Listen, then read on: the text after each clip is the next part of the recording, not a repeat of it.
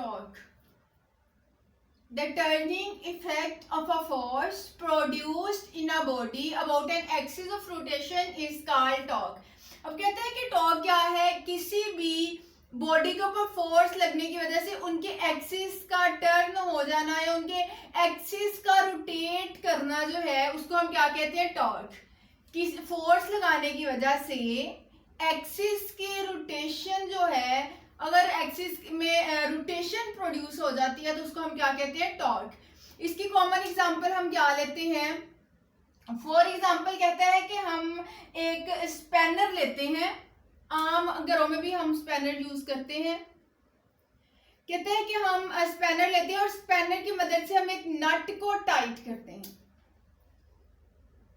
हमने एक स्पैनर लिया और स्पैनर की मदद से हमने एक नट को टाइट किया, तो कहता है कि उसके अंदर जो पैदा हुआ है वो टॉर्क प्रोड्यूस हुई है. टॉर्क के प्रोड्यूस होने से ही इन्होंने अपने एक्सिस में इनके एक्सिस के दौरान में रोटेशन हुई है और जो नट है वो टाइट हुआ है. अब यहाँ पे एक पॉइंट ये भी है, कहता है जितना ही आप लोगों के स्पैनर की लेंथ ज्यादा होगी, अगर आप लोग स्पैनर लेते हो, एक स्पैनर है जिसकी लेंथ जो है वो कम है, इससे नेट जो है वो जल्दी टाइट हो जाएगा. इसे हम इजीली नट को जो है वो टाइट कर लेंगे बिकॉज इसका जो लेंथ है स्पैनर की स्मॉल है. बजाय इसके अगर हम वो स्पैनर लें जिसकी लेंथ ज्यादा हो, इसकी लेंथ स्मॉल थी, हमने इसे इजीली नट को टाइट कर लिया है. अब इसकी लेंथ ज्यादा थी तो जिसकी लेंथ ज्यादा होगी वहां पे हमें नट को टाइट करने में थोड़ी सी डिफिकल्टी पेश आएगी. किसकी निस्बत, इसकी, as compare to small size जो जिसकी लेंथ ज्यादा है उसके साथ जब हम नट को टाइट करेंगे तो हमें थोड़ी सी ज्यादा डिफिकल्टी फील होगी. ठीक है, इसके बाद हम देखते हैं कि जो टर्निंग इफेक्ट है ये कौन कौन से फैक्टर्स पे डिपेंड करता है. तो कहते हैं कि turning effect depends upon two factors. ये जो टर्निंग इफेक्ट है ये टू फैक्टर्स पे डिपेंड करता है. अब टू फैक्टर्स कौन कौन से वो हम देख लेते हैं. टर्निंग इफेक्ट जो है ये टू फैक्टर्स पे डिपेंड करता है. फर्स्ट वन इस हमारे पास जो है वो है फोर्स, एंड सेकंड हमारे पास है मोमेंट आर्म. अब टर्निंग इफेक्ट इन चीजों पे डिपेंड करता है, ये टू थिंग्स पे डिपेंड करता है. First one is the force and second one is the moment arm. कहता है अब जो ये जो फोर्स है, कहते हैं कि जितना हम फोर्स को इंक्रीज करते जाएंगे, टॉर्क को टा से रिप्रेजेंट किया जाता है इस चीज. ठीक है, तो कहते हैं कि फोर्स को हम जितना इंक्रीज करते जाएंगे टॉर्क भी उतना इंक्रीज होता जाएगा. अगर हम फोर्स को कम करेंगे टॉर्क भी कम होगी. जितना हम अप्लाइड फोर्स को इंक्रीज करते जाएंगे टॉर्क भी इंक्रीज होता जाएगा. इसके बाद कहता है मोमेंट आर्म के हवाले से, कहता है the length of this spanner is longer. अगर हम लेंथ जो है ये ज्यादा रखेंगे, if the length of this spanner is longer, तो फिर भी हमें जो टॉर्क है वो ज्यादा लगाना, तो फिर भी वहां पे जो टॉर्क प्रोड्यूस होगा वो ज्यादा होगा. अगर स्पैनर की लेंथ ज्यादा होगी तो टॉर्क भी ज्यादा होगा, और अगर फोर्स ज्यादा होगी तो भी टॉर्क ज्यादा होगा. तो इससे हमें ये बात ये भी समझ आती है कि लॉन्ग जो स्पैनर है जिसको हमने जिसकी लेंथ ज्यादा थी उसको जब हमने लिया तो हमें डिफिकल्टी क्यों फील हुई है. हमें डिफिकल्टी इसीलिए फील हुई है बिकॉज लेंथ ज्यादा थी. अगर लेंथ ज्यादा थी तो टॉर्क ज्यादा प्रोड्यूस, हमें जो टॉर्क ज्यादा प्रोड्यूस हुआ है, टॉर्क ज्यादा प्रोड्यूस होगा तो दैट्स मीन फोर्स भी ज्यादा लगेगी. तो इसका मतलब है कि लॉन्ग वो स्पैनर जिसकी लेंथ ज्यादा होगी उसके साथ नट को टाइट करने के लिए हमें ज्यादा फोर्स की जरूरत पड़ेगी. अब हम देख लेते हैं हमारे पास टॉर्क या कहता है कि ये हमारे पास फोर्स और मोमेंट आर्म था, तो फोर्स जो हमारे पास है, अब हम देख लें इसको रिप्रेजेंट किससे किया जाता है। तो टॉर्क ये रिप्रेजेंटेड किससे रिप्रेजेंटेड है, इसको टॉ से रिप्रेजेंट किया जाता है। अब अगर हम इसको मैथमेटिकली देखें, मैथमेटिकली टॉ को कैसे लिखते हैं, तो tau is equal to moment arm और फोर्स। टॉ किसके इक्वल है, the product of moment arm and the force. Moment arm और फोर्स के प्रोडक्ट के इक्वल है। अब मोमेंट आर्म यहाँ पे ये हमारे पास लेंथ है और फोर्स हमारे पास है, तो टॉ का यूनिट क्या आएगा, देखें लेंथ का यूनिट होता है मीटर, फोर्स का यूनिट होता है न्यूटन, तो टॉ का यूनिट आएगा न्यूटन मीटर। अब ये हमारे पास कौन सी क्वांटिटी है, तो ये हमारे पास क्वांटिटी है, ये हमारे पास एक वेक्टर क्वांटिटी है। Tau is the vector quantity, tau हमारे पास एक वेक्टर क्वांटिटी है। और अगर हम इसकी डायमेंशंस को देखें, तो टॉ की डायमेंशंस जो है वो हमारे पास हैं एम, कैपिटल एम, ये हमें पता है ना कि ये डायमेंशंस इन तीनों में होती हैं, तो ये इसकी टॉ की डायमेंशंस। अब कैसे टॉ की डायमेंशंस है, न्यूटन हमारे पास किसके इक्वल होता है, न्यूटन हमारे पास इक्वल होता है किलोग्राम मीटर पर सेकंड स्क्वायर के, इसी के इक्वल होता है। और साथ में ये हमारे पास मीटर आ गया, तो ये हमारे पास क्या बना है, किलोग्राम मीटर स्क्वायर पर सेकंड स्क्वायर। अब हमें पता है किलोग्राम केजी के लिए हम एम यूज करते हैं, लेंथ के लिए हम एल यूज करते हैं, और टाइम के लिए, सेकंड्स के लिए हम कैपिटल टी यूज करते हैं। तो ये हमारे पास आई है इसकी डायमेंशंस। नेक्स्ट थिंग इसमें क्या आती है, line of action of the force. Line of action of the force, इसमें नेक्स्ट पॉइंट आता है, तो इसको हम क्या कहते हैं, कहते हैं the direction of in which a force act, वो direction, the direction in which a force act,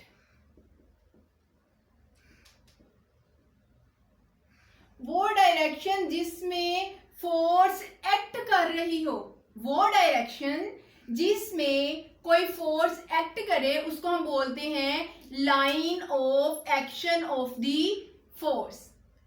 the direction देखें, अब फर्ज करें नट यहाँ पे और स्पैनर यहाँ पे, मैं ऐसे इससे टाइट कर रही हूँ, तो फोर्स मेरी इस डायरेक्शन में लग रही है।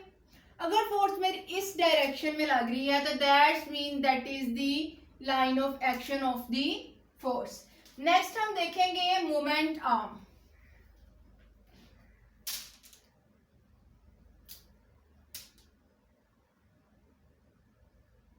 मोमेंट आर्म, अब ये मोमेंट आर्म हमारे पास कैसे है, कहता है द परपेंडिकुलर डिस्टेंस, क्या, द परपेंडिकुलर डिस्टेंस। अब परपेंडिकुलर डिस्टेंस जो है,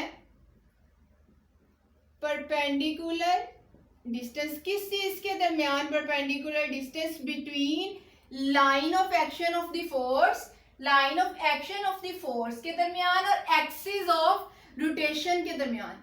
perpendicular distance between line of action of force and axis of rotation, इन दोनों पॉइंट्स के दरमियान जो हमारा परपेंडिकुलर डिस्टेंस होगा, उस डिस्टेंस को हम मोमेंट आर्म बोलेंगे, और मोमेंट आर्म को रिप्रेजेंट किया जाता है एल के साथ। ठीक हो गया। अब कहता है अगर हमारे पास लाइन ऑफ एक्शन जो है, line of action of force जो है वो पास कर जाए एक्सिस ऑफ रोटेशन से, अगर line of action of force axis of rotation से पास कर जाए, तो एल की वैल्यू जीरो हो जाएगी। अब देखें अगर एल की वैल्यू जीरो हो गई है, मोमेंट आर्म जीरो हो गया है, तो ये देखें ये जीरो हो गया है और एफ, तो इसी हिसाब से टॉर्क भी हमारे पास जीरो हो गया, तो इसका मतलब है कि वहां पे टॉर्क जीरो है। ठीक है,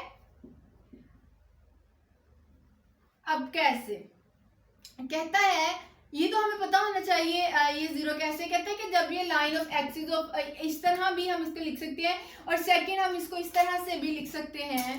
देखें ये इसकी करेक्ट मैथमेटिकल फॉर्म है। कहता है कि टो हमारे पास एक, हमने बोला था कि ये हमारे पास वेक्टर क्वांटिटी, और वेक्टर प्रोडक्ट में हमने पढ़ा था कि हम इसको ऐसे लिखते हैं, ऐसे लिखते हैं ना। ठीक है, ये हमारे पास, सॉरी, ठीक हो गया। अब हम इसको क्या करेंगे, हम इसको लिखेंगे साइन थीटा।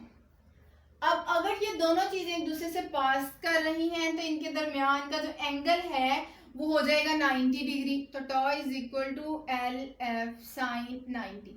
साइन 90 हमारे पास जीरो के इक्वल होता है, तो टॉ ये हमारे पास जीरो से मल्टीप्लाई होके अगेन हमारे पास जीरो आ जाएगा। ठीक है, उसके बाद कहता है हमारे पास रिजिड बॉडी क्या है, तो टॉ को ना रिजिड बॉडी कहते हैं क्या है, तो ये बहुत ही सिंपल चीज है और बहुत ही ज्यादा इजी है। कहता है torque on a rigid body. तो एक रिजिड बॉडी के ऊपर टॉर्क कहता है अगर if the distance between any two points, any two points जो डिस्टेंस है, distance between any two points of body remains constant, अगर दो बॉडीज के दरमियान का डिस्टेंस कांस्टेंट रहता है, कब, जब हम उसके ऊपर फोर्स अप्लाई करें, बाय अप्लाइंग फोर्स।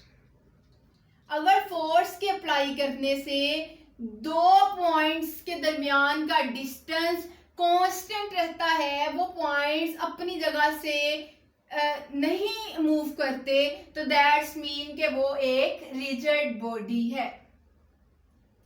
अगर फोर्स अप्लाई करें और टू पॉइंट्स के दरमियान में डिस्टेंस कांस्टेंट रहे, that mean it is a rigid body, कि वो एक रिजिड बॉडी है, उसके पार्टिकल्स एक जगह से दूसरी जगह मूव नहीं हुए। अब हम इसकी एक्सप्लेनेशन देखेंगे। एक्सप्लेनेशन अब हमने देखनी है, तो अब एक्सप्लेनेशन क्या होगी। कहता है लेट करें कि आप लोगों के पास एक रिजिड बॉडी थी,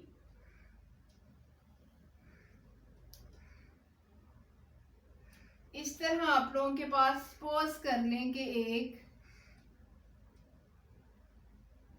रिजिड बॉडी, ठीक है, और कहता है कि इस रिजिड बॉडी के ऊपर आप लोगों ने एक फोर्स जो है वो एक्ट कराई है। सपोज आप लोगों ने यहाँ पे एक फोर्स एक्ट कराई है, ये रिजिड बॉडी थी और इस पॉइंट पे आप लोगों ने क्या किया है, फोर्स एक्ट कराई है, और ये आप लोगों का पिवट पॉइंट है। कहता है कि इस पॉइंट का अब क्या है, इस पॉइंट का जो पोजीशन वेक्टर है वो है ये इस पॉइंट का है पोजीशन वेक्टर, जिसको हम आर से डिनोट करेंगे, इसको हम ओ बोलेंगे, पॉइंट ओ। अब कहता है let force F is acting on a rigid body at point P. Point P पे फोर्स ने एक्ट किया है एक रिजिड बॉडी के ऊपर, और कहता है कि ये रिलेट कर रहा है, ये पॉइंट रिलेट कर रहा है पोजीशन वेक्टर आर के साथ रिलेट कर रहा है, जिसका पिवट ओ है और उसको हम आर के साथ रिप्रेजेंट कर रहे हैं। अब कहता है कि ये जो फोर्स है, ये फोर्स जो है, इसको हम रिजोल्व कर देते हैं इनटू कंपोनेंट्स। फोर्स को क्या करना है, इनटू कंपोनेंट्स रिजोल्व करना है। तो इनटू कंपोनेंट्स हम इसको कैसे रिजोल्व करेंगे, कहता है हम दो कंपोनेंट्स लेंगे, एक कंपोनेंट लेंगे एफ साइन थीटा और एक कंपोनेंट ले लेंगे एफ कोस थीटा। अब हम एफ साइन थीटा कब लेंगे और एफ कोस थीटा कहाँ पे लेंगे, तो कहता है कि एफ साइन थीटा हम लेंगे परपेंडिकुलर टू आर, यानी कि आर के परपेंडिकुलर लेंगे वो पॉइंट जहां पे आर के साथ इसका एंगल 90 बन रहा हो। ये देखिए ये हमने ले लिया है point F sine theta. F sine theta हमने कहाँ पे लेना है, परपेंडिकुलर टू आर। ठीक हो गया। अब सेकंड पॉइंट वो कह रहे हैं कि कोस थीटा आप लोगों ने लेना है in the direction of R. ये in the direction of R देखें तो ये ही बनता है।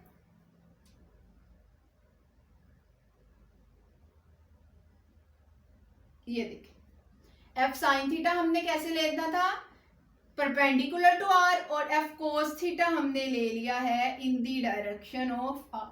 अब कहते हैं कि जब आप लोगों ने कोस थीटा लिया तो कहते हैं बिटवीन कोस थीटा में क्या हुआ, इनके दरमियान का जो एंगल था ना वो बन गया जी 0 डिग्री। क्या बना है एंगल 0 डिग्री। कैसे, हमने प्रीवियस टॉपिक में पढ़ा था जब ऐसे दो पैरेलल होते हैं तो उनके दरमियान का एंगल 0 होता है, और अगर कोस 0 हो जाए तो वो 0 के इक्वल हो जाता है। तो यहाँ पे जब कोस 0 हो जाएगा तो हमारे पास टॉक ऑटोमेटिकली 0 हो जाएगी। तो कहते हैं कि यहाँ पे जो कोस थीटा वाला कंपोनेंट है ना वो तो खत्म हो गया। अब पीछे हमारे पास एक कंपोनेंट बचा है एफ साइन थीटा। तो एफ साइन थीटा को हम क्या लिखेंगे, कहता है कि सपोज कर लें कि ये हमारे पास टॉक है और आर जो है इसका कंपोनेंट है, आर यानी कि ये लेंथ है आर, और ये हमारे पास हम इसको लिखेंगे एफ साइन थीटा। ठीक है, आर एफ साइन थीटा, और हम इसको अब लिखेंगे tau is equal to R F sine theta. ये तो हमारे पास एक मेथड था। अब कहते हैं कि यहाँ पे जो मोमेंट एल है, मोमेंट आर्म एल है वो इक्वल है आर के, यानी कि आर जो है मोमेंट जो आर है वो एल मोमेंट आर्म की मैग्नीट्यूड के इक्वल है। ये हमारे पास, उसके बाद हमें क्या कह रहा है, बोलता है अगर हम इसका अल्टरनेटिव मेथड देखें।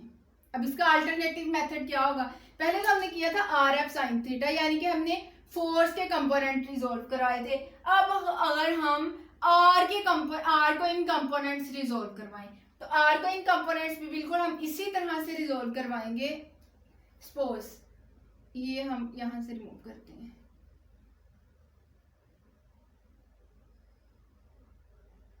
आर को भी हमने क्या करना है, साइन थीटा जो है ये परपेंडिकुलर हो जाएगा फोर्स के। साइन थीटा क्या हो जाएगा, फोर्स के परपेंडिकुलर, तो ये फोर्स का परपेंडिकुलर है।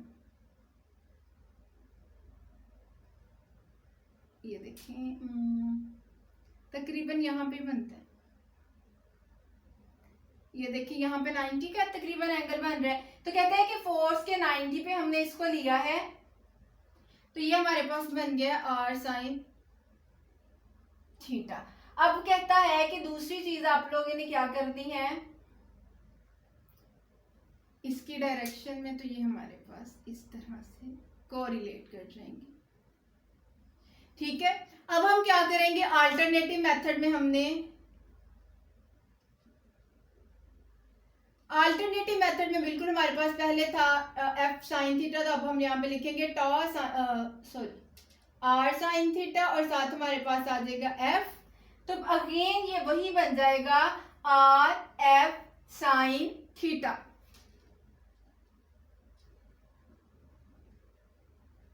अब जो पहले आई थी वो हमारे पास इक्वेशन 1 थी, और जो अब आई है ये इक्वेशन 2 है। अगर हम इक्वेशन 1 और इक्वेशन 2 दोनों से देखें तो हम टॉ की डेफिनेशन ऐसे भी कर सकते हैं, the vector product of position vector and the force. The vector product of the position vector and the force, force का और पोजीशन वेक्टर का जो वेक्टर प्रोडक्ट है is called a torque. The vector product of position vector and force is called a torque. अब हम देखेंगे direction of torque. Direction of torque, अब direction of torque कैसे है, कहता है सपोज जो हम लोगों ने सपोज किया था, जो हमारे पास आया था tau is equal to R cross F and tau is equal to R F sine theta N unit vector. तो ये एन यूनिट वेक्टर से हमें पता चलता है कि जो टॉर्क की डायरेक्शन है वो हम राइट हैंड रूल से फाइंड करेंगे। टॉर्क की डायरेक्शन हम किस रूल से फाइंड करेंगे? According to right hand rule. According to right hand rule हम इसकी डायरेक्शन फाइंड कर लेंगे। अब डायरेक्शन से हमें क्या पता चलता है? कहते हैं कि जो टॉर्क की डायरेक्शन है वो ये जो आर और एफ है ये एक दूसरे के परपेंडिकुलर है। Position vector R and force F. अब इसकी डायरेक्शन हमें क्या बताती है? कहता है कि अगर हमारे पास टॉर्क जो है वो एंटी क्लॉकवाइज होगा, एंटी क्लॉकवाइज। अगर तो हमारे पास टॉर्क जो है वो एंटी क्लॉकवाइज होगा तो हम इसको पॉजिटिव कंसीडर करेंगे, और अगर हमारे पास टॉर्क जो है वो क्लॉकवाइज होगा तो हम इसको नेगेटिव कंसीडर करेंगे। इसके बाद हम देखेंगे टॉर्क एंड एंगुलर एक्सेलरेशन, यानी कि टॉर्क और एंगुलर एक्सेलरेशन का आपस में क्या रिलेशन है।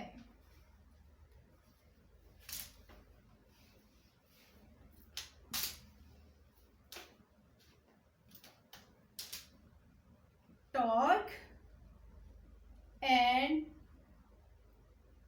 Angular acceleration.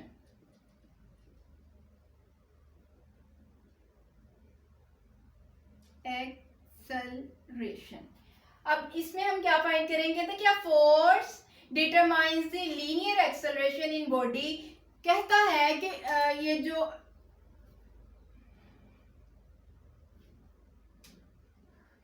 फोर्स है इसको हम डिटरमाइन करते हैं कि ये बॉडी में लीनियर एक्सेलरेशन होती है। क्या होती है? Linear acceleration. जबकि कहता है कि अगर हम टॉर्क को लें तो ये किसी भी बॉडी में एंगुलर एक्सेलरेशन होती है। Force is the linear acceleration in a body and torque is the angular acceleration in a body. कहता है कि torque is the counter part of force for rotational motion.